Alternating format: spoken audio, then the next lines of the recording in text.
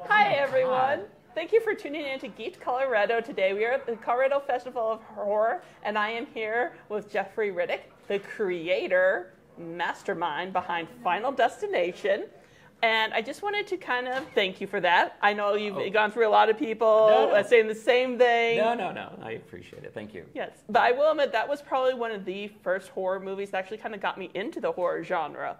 So it was kind of that little hook that just kind of that's awesome to hear. No, I always loved recruiting horror people. Yep. And you were only 14 when you created that. Oh, no. I was 14 when I wrote a prequel for Nightmare on Elm Street. Oh, Nightmare on Elm Street. Okay, That's what got me in touch with Bob Shea at New Line Cinema, where when I was 19, I ended up working at New Line Cinema, and then I sold Final Destination to them in 1997. So how old were you when you started writing Final Destination? It came out when I was 27. Okay. Yeah. Okay. 27. So you've been doing the writing for quite a while. Doing the writing for quite a while and taking a lot of side trips, because I wanted to act and there were other things I wanted to do. So, it does. Usually, when you hear about a story about a movie coming out, if you research it, it's usually been the people behind it have been trying to get it made for 10, 15 years. So this is definitely a business where you have to have patience and perseverance to get something made, because it does often take a long time because there's so many things that can derail it. And also, I wrote a lot of stuff before Final Destination that wasn't as good because I was growing as a writer. So it's a whole process. Well, you fit college in there too during your time, internships. Yeah. So you were very busy doing that. And one of the things is my main gig is I work in education with, up and coming people that are always interested in finding a pathway into possibly the industry. Yeah. So what kind of skills do you think is important for young people to develop when they're trying to get into the industry? Well, I think one of the great things about where we are right now is the technology has gotten so advanced that I know that you have to buy special lenses and stuff, but you can literally shoot a 4K movie on your iPhone at this point. In my day, we had VHS, recorders and, so it was just such a laborious project and so expensive and so time consuming. So now you have a lot more tools at your disposal, which is great. The advice that I would give people is surround yourself with people that will complement whatever you're doing. So if you're a writer, you definitely want to be friends with other writers, but you should also be friends with actors and directors, because when I speak at a lot of colleges, I see that the actors only hang out with actors and the writers hang out and the directors hang out with directors, and it's y'all need each other you guys should be working together. So I think it's growing. I do advise, because this business is a business first and foremost, especially in this day and age, kind of picking a genre that you like to work in. So if somebody's imagine you can only make a certain type of movie for your next 5 movies, what would that be?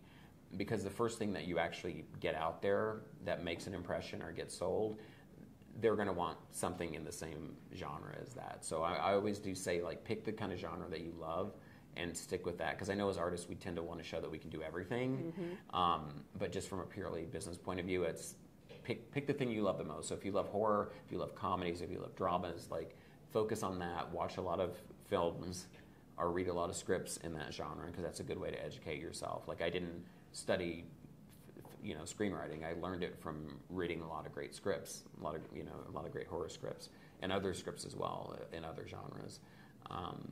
But I think it's, and also the biggest piece of advice I can give is realize when we're young, we're very confident in our stuff, and that confidence is great.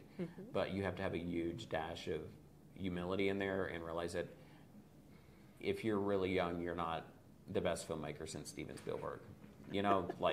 Steven Spielberg took a long time to get to be Steven Spielberg, and he did a lot of work that wasn't great before his work started getting better. So you have to be open to positive, constructive criticism, and separating that out from just people who are negative just to be negative. But you have to realize you grow every time you do something. During COVID, I worked on some animated cartoons, which I'd never done before, and it was a whole different experience, and it taught me so much because with horror, it's kind of like I know it. And then when I worked in cartoons, I was like, oh, this just makes me think about writing in a different way now.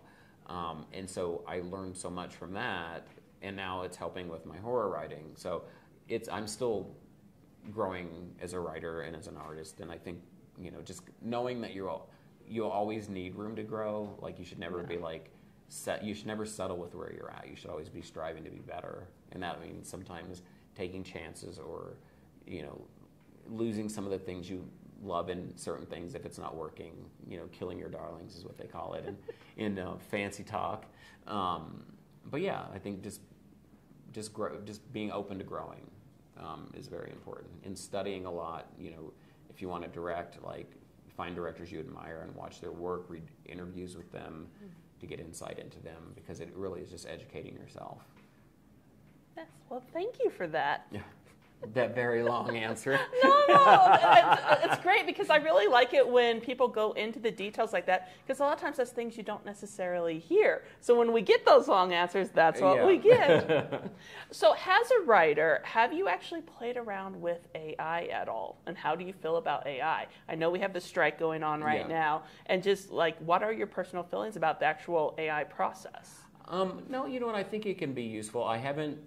I've used it just generally, like, if I have like some ideas for a story but I haven't quite nailed it, I'll like, give me 10 versions of this, and it'll give me 10 different kind of short versions of this. I think technology is always going to be a useful tool. It's not at a place where it can write scripts by any means. So I'm not super worried. I think it's something that, as with any new technology, we use it for the things that it can do for us. So, it can help come up with concepts. It can help me, it can even write like a general kind of scene, but it still feels like it was written by a robot. So I do worry, because this is technology across the board. It's not just AI, but the only scary thing about technology is, like, if you think about it, like, they have the self-service checkouts at all these stores and pharmacies now, and I was talking to an employee there like a month ago, and she's like, yeah, they put these here because they want to lay most of us off. So I think the problem with AI and technology is companies are using that to lay off people, and I don't think people understand necessarily, especially how it's affecting them. I have real estate brokers who've told me that their bosses are programming stuff to do all the work that they do. So we're going to face a point where a lot of people are going to be laid off from their jobs, and it's going to be replaced with AI and robotics. And I don't think we've dealt with it.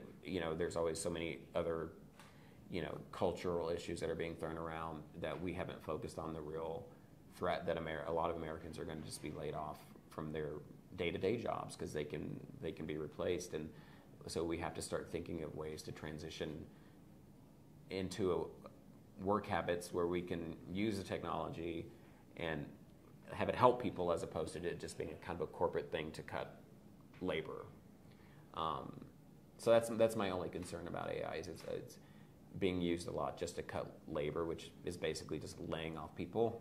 Yeah. And then these people can't find other work because all the other places are laying off people. And so that's where it's getting into a scary situation and time for us, I think, with AI. Wow. Yeah. So you've been a part of the film industry for quite a while. It's always evolving. Is there any evolutions within the film industry right now that you're kind of excited about? Be it technology or whatever, what's kind of exciting right now? I think the thing that excited me in the past was how accessible filmmaking was with the iPhones and the equipment. I got really excited because I'm like, wow, this is going to give a lot of people who would not have an opportunity to shoot a movie, in Kentucky or in some state where they don't have access to like a large film community.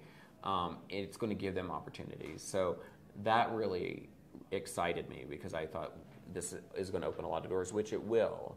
But honestly, I don't think it's because we're in strike mode, but we're kind of seeing like where the red line is as far as the future goes, and the studios and the networks are very determined to kind of, as much as they can, get into AI, and tech people are involved with the studios as well, so they're trying to obviously push AI as far as they can. I will say the positive about this is we are seeing independent films being distributed outside the studio system, and I think that that's going to be a world that's going to probably explode, where people are either releasing their things directly with theaters or figuring out ways to like really create like almost a distribution thing online with like YouTube or something like that. So I think that through all this chaos, there will be like new distribution models coming out, where indie films will reach a much larger audience without having to go through the studio system. So that's exciting.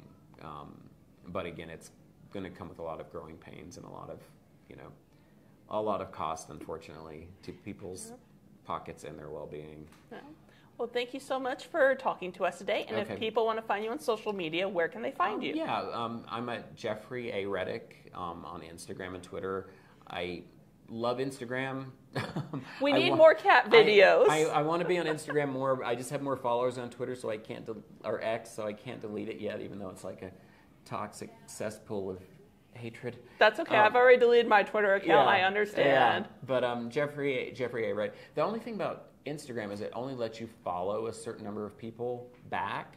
Oh, I didn't know that. Okay. There's like a cutoff. So you can follow as many people as you want, but people that you follow, it's a weird, you can only follow a certain number of people and then they cut you off. So I can't follow everybody back like I can on Twitter. Weird computer algorithms. So, that's where I'm on the socials, and I usually just post stuff either about things I'm up to, or if I see something like a great movie. I try not to get into too much politics, so you won't have to worry about me getting crazy about shit. And I post some pictures of my cats, who are adorable. Yeah. Well, thank you once again. Thank you for this having is me. Geek Colorado signing off from Colorado Festival of Horror. Take care. There we go. Fantastic. Woohoo. Did you want a picture?